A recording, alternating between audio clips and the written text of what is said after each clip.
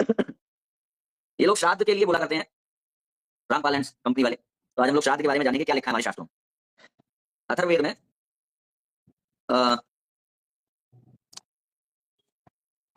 दो पूरे पूरे सूक्त हैं।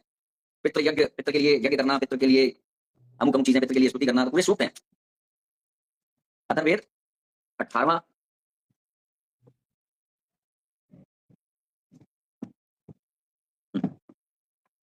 अठारह 18वां कांड और तीसरा सूक्त, ठीक है।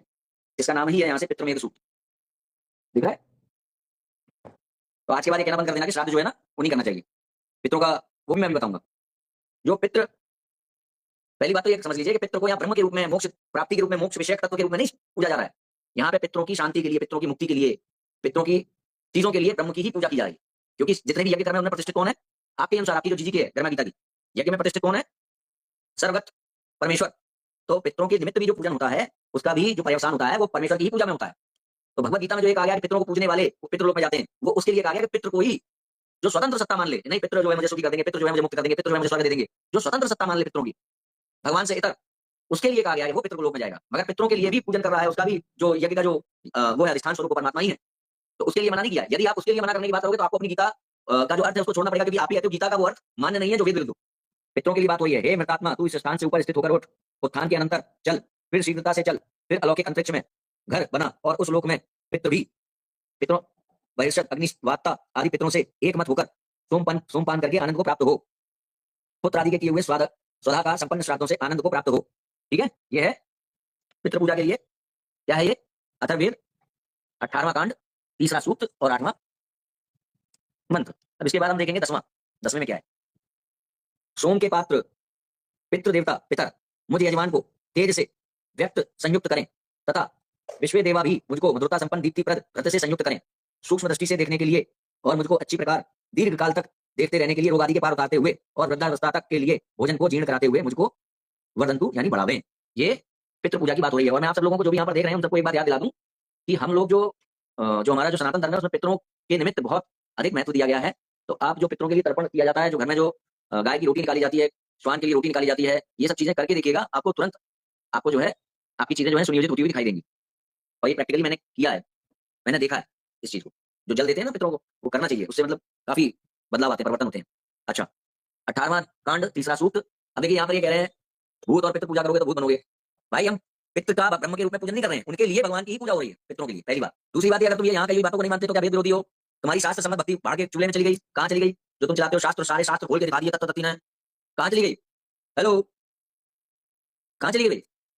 या केवल लट्टू तोते की तरह ही हो, बस यही सीखा है? चाहे कुछ भी हो रहा हो, वेद खुल रहे हो, कुछ भी हो रहा हो, कभी सागर खुल रहा हो, कभी भी स्वयं आकर के कह रहा होगा नहीं रामपाल जो है ढोंगी है, तब भी नहीं, ये गलत है। दाढ़ी वाला, सफेद दाढ़ी वाला कहीं भगवान हो सकता है? हाँ आना अभी पूछेंगे। तो इस तरीके से इसमें भर भर के प्रमाण है अथर्ववेद के 18वें कांड के तीसरे सूक्त में और उसके बाद चौथे सूक्त में। और कौन सा है? 10वां हो गया, देखते 14वां क्या कह रहा है। 14वां कह रहा है, पितृ देवताओं पितर तुम हमारे लिए हमारे किए हुए पितृ यज्ञ रूप कर्म से संतुष्ट हो, परांगमुख होकर वो अपने स्थान को जाओ, और जब हम फिर तुम्हारा आह्वान करें तो भी आ भी जाना। ठीक है, तुमको अब भाई कुल मिला के आपने यही देख लिया ना, इसका नाम ही है पितृमेध सूक्त। तो इसको कैसे बदल देगा कोई? सतलोक भेज दी हमारी शिकायत है भाई, सतलोक मत भेजिए शिकायत, वहां काल है सतलोक में। अभी वो भी बताएंगे सतलोक में काल है कि नहीं है। सतलोक में कबीर नहीं है, सतलोक में काल है, अभी बताएंगे, देखना। हाँ, तो ये कुल मिला के यहाँ पर भी 14वें में भी पितृ पूजा ही हो रही है। और आगे देखें क्या हो रहा है। नहीं 18, 3 और 19वां देखते हैं। वैसे पूरा भरा हुआ है इसी से, पितरों के निमित्त जो अनुष्ठान होता है उसी से भरा हुआ है ये पूरा दोनों सूत्र, मगर अभी हम 19 देख रहे हैं। हे पितरों, पितर शब्द आ रहा है बार बार। हे पितरों, जो तुम्हारा हर्षजनक सौम्य कार्य उस धन के साथ तुम हमसे संयुक्त हो, क्योंकि तुम स्वाधीन यश वाले भूत हो, अतः तुमको इष्ट फल प्रदान करना उचित ही है। ऐसे गतिशील और शोभन भूत का मतलब केवल एक वही भूत वाला भूत नहीं होता जो पुरानी हवेली में आता है, जो पंचभूत भी होते हैं। ठीक है, प्रकृति के पंचभूत भी होते हैं। अभी वाईफाई नहीं है, थोड़ी दिक्कत आ रही होगी, वीडियो क्वालिटी खराब है।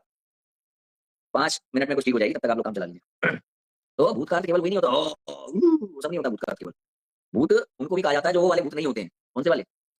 जो आप जिनके नाम पर आप द्वेष फैलाते हो। ठीक है, तो ऐसे गतिशील क्रांतदर्शी, यहाँ पर भी कवयः शब्द आया, कवयः क्रांतदर्शी और शोभन धन से संपन्न तुम हमारे यज्ञ में आहूत होकर हमारी प्रार्थनाएं आकर सुनो। तो यहाँ क्या हो रहा है? प्रार्थनाएं सुनो।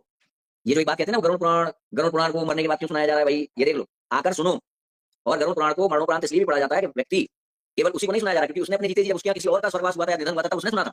ये भी समझो, गरुड़ पुराण को उस समय पढ़ा इसलिए जाता है कि व्यक्ति जीवन की सत्यता को समझे। सबका यही गत्य है, राम नाम सत्य है। उस समय वो हावी होता है और उसकी जो आम जीवन जो होता है उसमें जब मृत्यु वाली बातें होती हैं कि मृत्यु के बाद क्या होगा, कैसे मुक्ति मिलेगी, मोक्ष कैसे मिलेगा, तो वो व्यक्ति उसको सुनना नहीं चाहता है। मगर जब उसके यहाँ पर किसी का निधन हुआ होता है तो उसके ज्यादा वो अपीलिंग होता है कि उसके आसपास उस प्रकार का वातावरण होता है कि वो उससे जुड़ सके, उस पर ध्यान दे सके। तो इसलिए भी गरुड़ पुराण का जो श्रवण होता है उस समय अच्छा होता है। मगर पहली बात ये कि यहाँ पर देखो आकर सुनने की बात हो रही है मरणोपरांत पितरों को, ठीक। दूसरी बात ये कि ये लोग क्लेम करते हैं कि गरुड़ पुराण जो है मरणोपरांत क्यों सुनाया जाता है, फिर उसको क्या फायदा है। पहली बात तो यहाँ पर अथर्ववेद के 18वें कांड के तीसरे सूक्त के 19वें मंत्र में आकर सुनो, शृणोत बात हो रही है, यानी पूजन होता है, अनेक जगह स्तुतियां हो रही हैं मरणोपरांत पितरों के लिए। दूसरी बात कि ऐसा नहीं है कि जो पितर के रूप में हो गया है वो उसने कभी सुना नहीं था। उसने उसके जब पूर्वज गए थे तब उसने भी वो गरुड़ पुराण जब वो किसी की मरणोपरांत पढ़ा जाता है तो उसने भी तब सुना था। ऐसा नहीं है कि किसी की मरणोपरांत ही सुना जाता है, मगर मरणोपरांत का कारण ये होता है सुनने का कि उस समय व्यक्ति गरुड़ पुराण की जो बातें हैं कि आपका जो लाइफ आफ्टर डेथ वो क्या होगी, तो उससे वो कनेक्टिविटी प्राप्त कर पाता है। इसलिए गरुड़ पुराण को वहां पर आवश्यक रूप से कहा जाता है। बाकी ऐसा नहीं है कि गरुड़ पुराण को पढ़ना निषेध है अन्य दिनों में। और इसके बाद आगे चलते हैं कि 18 और 3 और 42 ये लोग बहुत श्राद्ध श्राद्ध किया करते हैं। इसीलिए मैंने कहा श्राद्ध और इसका भी भांडा फोड़ ही दो। वो व्यक्ति तो बेचारा ये सब कर बुरा के जेल पहुंच गया, जेल में अपना जो है पापों का प्रायश्चित भी कर रहा है, ऐसा सुनने में आया है। मगर ये लोग अब उस चीज को आगे बढ़ा रहे हैं।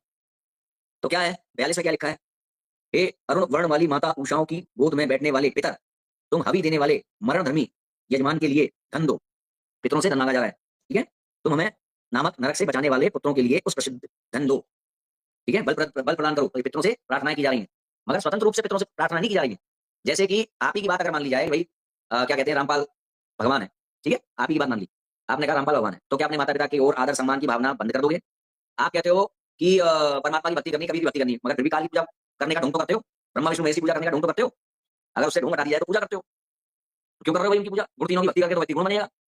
अपनी बातों में फंसते हो।